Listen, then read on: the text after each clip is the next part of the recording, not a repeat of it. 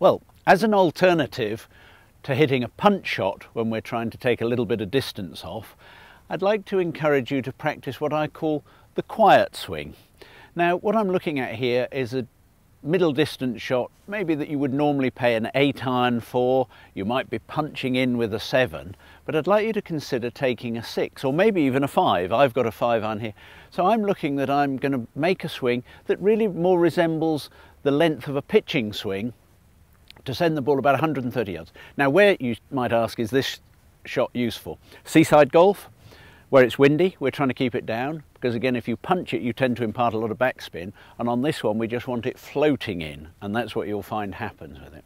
So we're going to use a seaside golf, where it may be flat and firm, possibly downwind even, very long green where you want the ball to release. It's actually, you'll find, if you practice it and master it, there's many places that you could use this shot.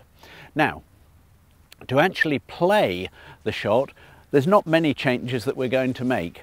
What I'm going to do is to hold the club down a little bit, slightly narrow my stance, so I've come down the grip probably a couple of inches. I'm going to narrow the stance, but really I'm not going to make any other changes. And then from there, as we would do possibly in terms of pitching, I'm really thinking of a sort of 10 o'clock position, which is really where the position of my hands and arms are, not where the club is. Down I come, just grazing the grass, and I'm going to finish at 2 o'clock. Let me just make a swing this way so that you can see where we're going. I've come down the grip a little bit, slightly narrowed the stance, and I'm just going to make a 10 o'clock to 2 o'clock swing in terms of my arms. Down I've gripped, slightly narrower stance, and then I'm looking at the 10 o'clock, 2 o'clock, and I'm just trying to brush the ball off the ground, not too much divot.